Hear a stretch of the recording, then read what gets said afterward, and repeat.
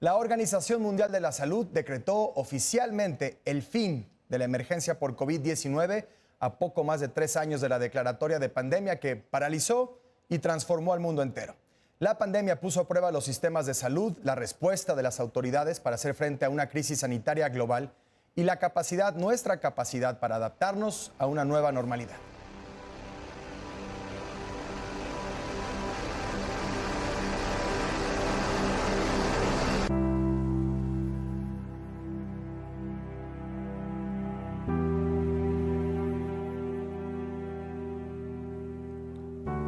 La evolución de las enfermedades puede estar sujeta a una serie de problemas que pueden dificultar su control o tratamiento. A continuación, te presento algunos de los problemas más comunes. La resistencia a los medicamentos. Las enfermedades, especialmente las infecciones causadas por bacterias, virus u otros agentes patógenos, pueden desarrollar resistencia a los medicamentos utilizados para tratarlas. Esto puede ocurrir cuando los microorganismos mutan o adquieren genes de resistencia, lo que dificulta la eficacia de los tratamientos existentes.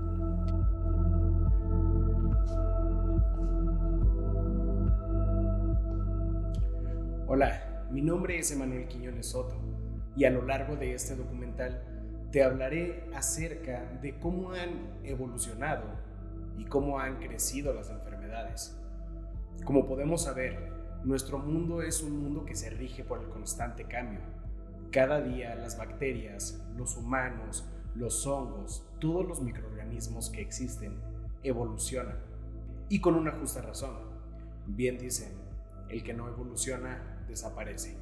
Existe una pequeña posibilidad de que los humanos sean incluso más débiles al momento de evolucionar. ¿Y a qué me refiero con esto? Más débiles en el hecho de que el humano resiste cada vez menos las enfermedades. ¿Alguna vez se han preguntado el por qué día a día la gripe tarda más en quitarse? ¿Por qué los medicamentos que tomamos hace años ya no hacen el mismo efecto que tenían en ese entonces? Pues bueno, todo esto forma parte de lo que se le llama resistencia a los medicamentos y es también parte de una cadena que también se puede conocer como la evolución de las enfermedades.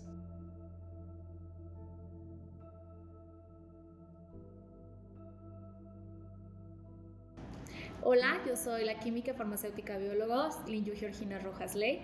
Trabajo en la Facultad de Ciencias Químicas y también soy docente en esta facultad. Todos sabemos que existe en la naturaleza, además de estos 3 grupos grandes de microorganismos, existe un cuarto que muchas personas lo han catalogado como microorganismos, pero no lo son. Este es el grupo de los virus. Los virus no pueden ser un microorganismo, ya que no tienen las características de una célula. Una célula se caracteriza por tener organelos. Sus organelos pueden ser el aparato de Golgi, su núcleo, pero los virus no lo tienen. Por lo tanto, no es un microorganismo. Un virus es un fragmento de ácido nucleico, ya sea ARN o DNA, que está solamente ahí en una cápsula. Hay de distintos tipos de cápsulas, de distintos tipos de formas. Hay unos que tienen cápsulas y otros que no. Un virus se podría decir que es una célula zombie, porque un virus no está vivo, pero tampoco está muerto, porque un virus para poderse reproducir necesita de una célula viva. ¿Qué es lo que hace un virus? Un virus enferma a una célula. Por ejemplo, una célula de la piel, como en el caso del virus del papiloma humano, o una célula del aparato respiratorio, como el virus del COVID.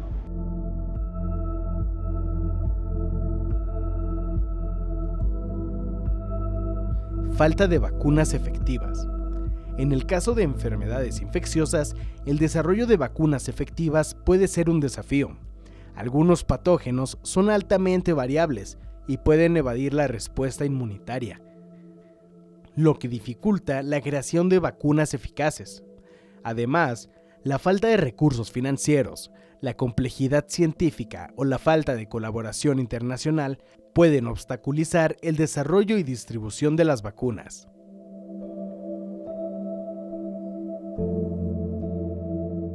Variabilidad genética.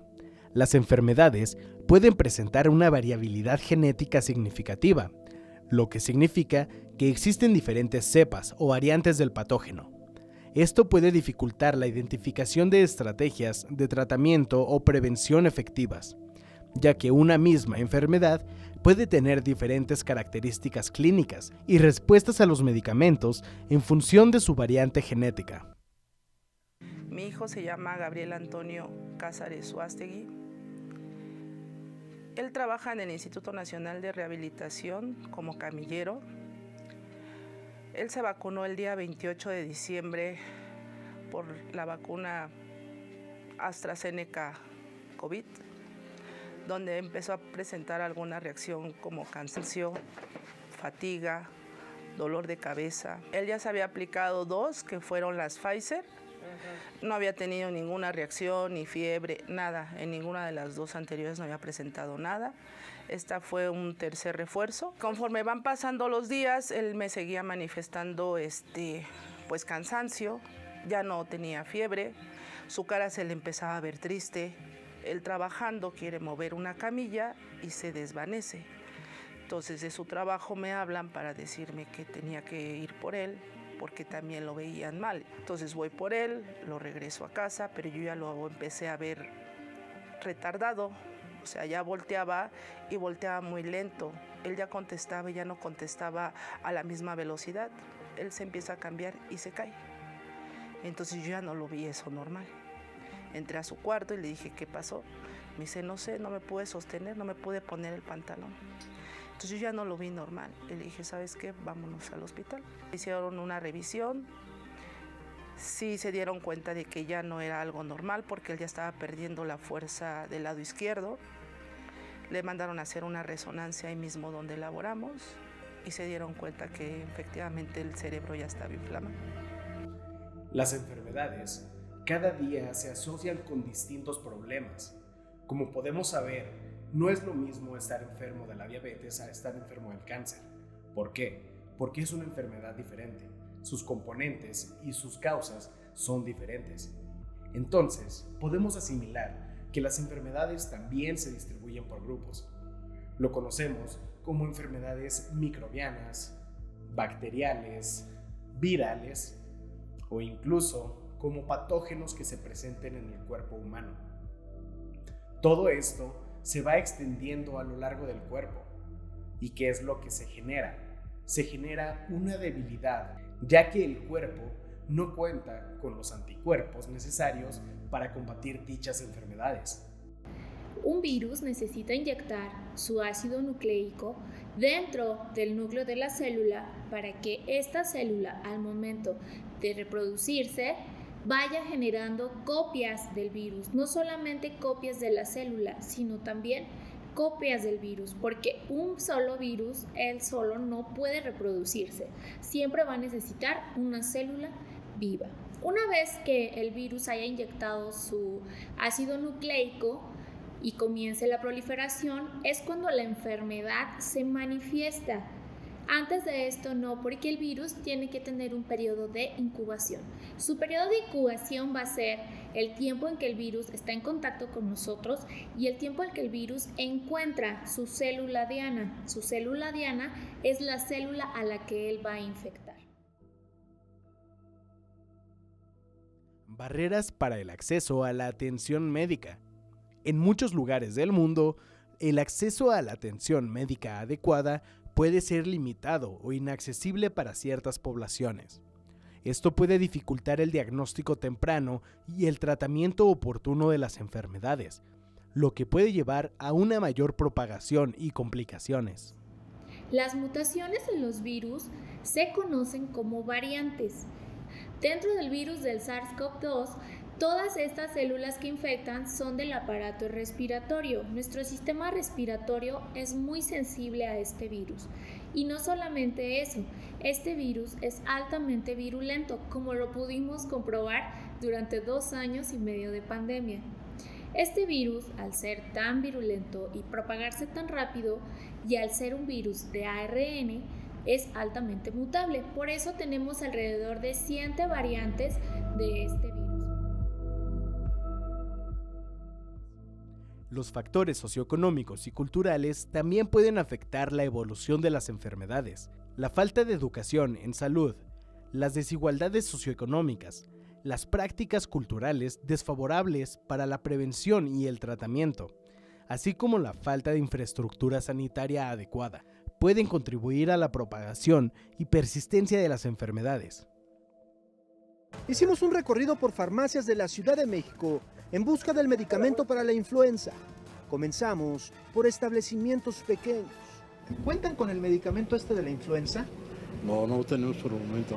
No sabemos si está agotado, pero no sabemos en realidad cuál sea el problema. ¿Y cuánto tiempo llevan sin el medicamento? Pues estamos hablando de 2-3 meses, a medida que se empezó a solicitar, por la situación. ¿Tienen el medicamento para la influenza? No, sigue faltante todavía, sí, porque es un medicamento de temporada ahorita que se escaseó y no anda la gente desesperada que no lo encuentra. Hola, buenas tardes. ¿Oye el Tamisur?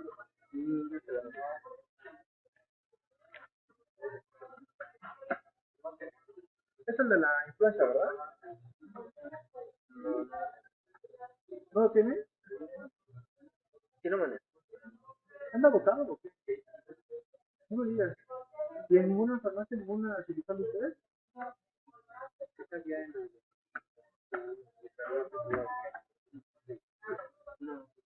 ¿Y no saben cuándo les pueda llegar o cómo está el asunto? Yo que desde por aquí me está agotado. Este virus vino a enseñarnos algunos hábitos de limpieza a los seres humanos. Por ejemplo, usar gel antibacterial en nuestras manos todo el tiempo, a poder limpiar nuestras superficies y a ser más limpios cuando hacemos el súper, porque ahora ya todos le echamos alcohol a todo lo que compramos. Este virus vino a enseñarnos que los seres humanos, al momento de la evolución, somos los últimos en hacerlo. Los microorganismos y los virus son más fáciles de adaptarse y sus mutaciones les permiten sobrevivir.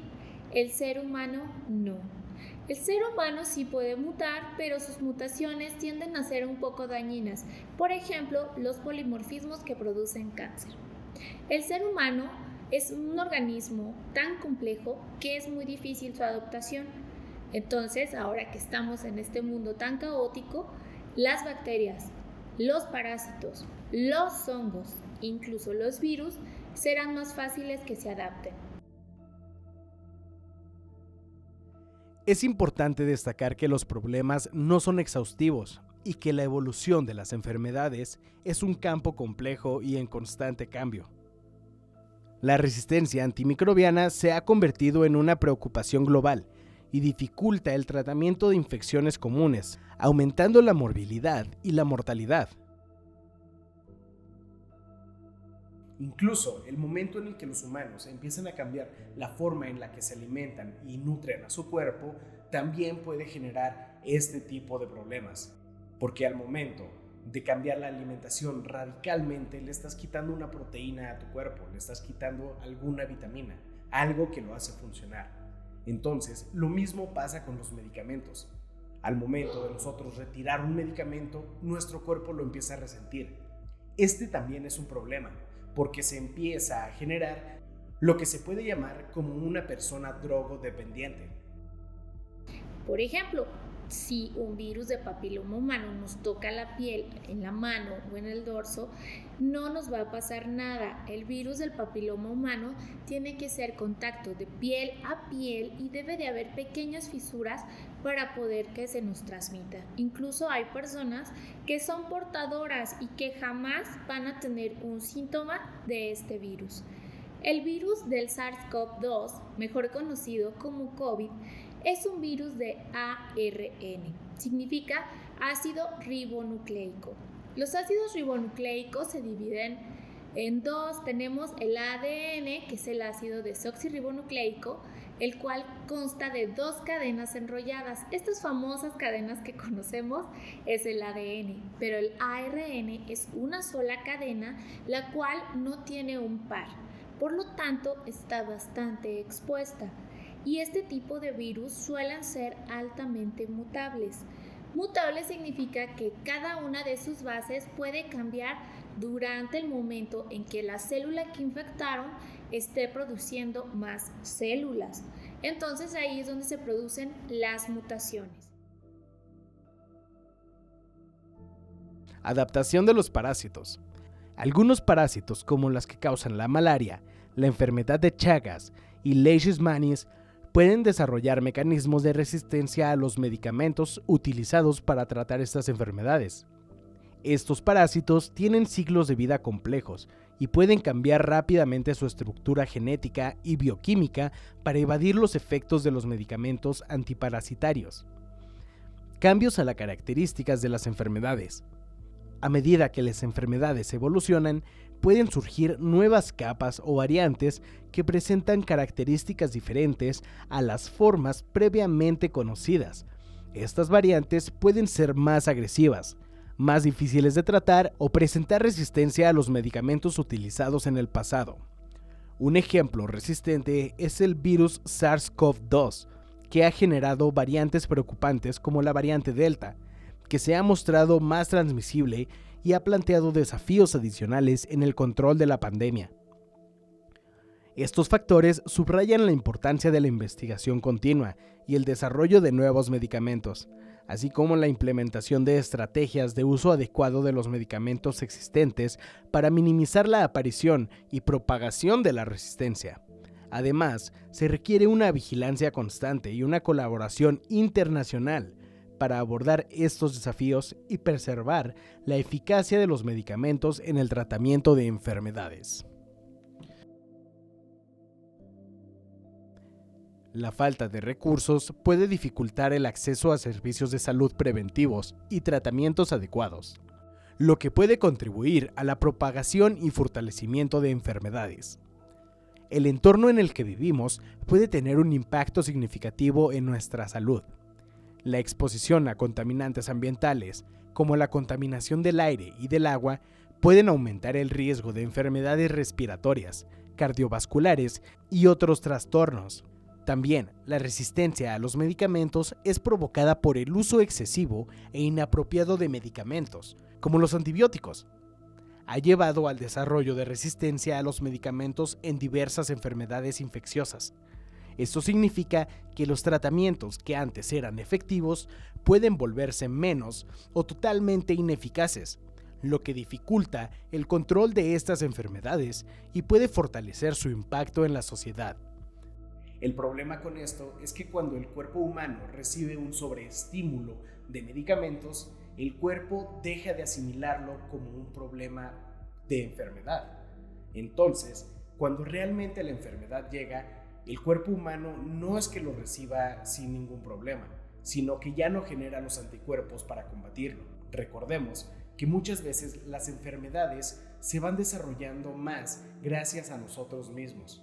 Este problema es algo que ha ido creciendo día con día. No podemos combatir a las enfermedades únicamente tomando las medicinas que nosotros creemos correctas. Que cada persona debe consultar a su médico antes de tomar cualquier medicamento, con el fin de saber que realmente tu cuerpo necesita esa vitamina o que necesita cierto tipo de anticuerpos para combatir alguna enfermedad. Estos 2 tipos de enfermedades, muchas personas sienten fiebre, inmediatamente toman un antibiótico. El antibiótico, su misma palabra lo dice, es contra y biótico, contra cosas vivas, en este caso bacterias. Los antibióticos, su diana principal son las bacterias, los virus no. Pero cuando tenemos gripa y las personas consumen un antibiótico, la gripa no va a ceder, el resfriado no va a ceder, el COVID no va a ceder. Lo que va a suceder es de que si tenemos algún tipo de bacteria que esté dentro de nuestro organismo, se va a comenzar a ser resistente. ya que, como mencionamos, las bacterias tienden a mutar más rápido que nosotros. Una bacteria, al verse amenazada por un antibiótico cuando ella no está proliferando, va a generar una mutación en su DNA, la cual la va a hacer que se haga resistente a ese antibiótico. La próxima vez que nosotros nos enfermemos a causa de una bacteria similar, el antibiótico no nos va a funcionar y entonces nos tendrán que dar otro tipo de antibiótico. Ahora que ya conocemos a los principales microorganismos con quienes hemos convivido durante toda nuestra vida y con los virus que seguiremos conviviendo a lo largo de nuestra vida, es muy importante que aprendamos que ellos no son nuestros amigos, pero tampoco son nuestros enemigos. Es muy importante que seamos conscientes de nuestro estilo de vida y de nuestro modo de dirigirnos en ella, ya que no debemos de automedicarnos, como ya lo vimos, y debemos de promover la salud. Antes de curarnos, debemos de prevenir. Es por eso muy importante que nos lavemos nuestras manos y es muy importante que nuestros hábitos de limpieza y nuestro estilo de vida esté enfocado en la prevención de las enfermedades, porque esto nos ayudará a ganarles una pequeña batalla a los microorganismos. Entonces, dejando un poco de lado todo esto, te invito a que sigas junto conmigo, que cuidemos nuestra salud y cuidemos a los que nos rodean. Mi nombre es Emanuel Quiñones y no bajes la guardia ante las enfermedades.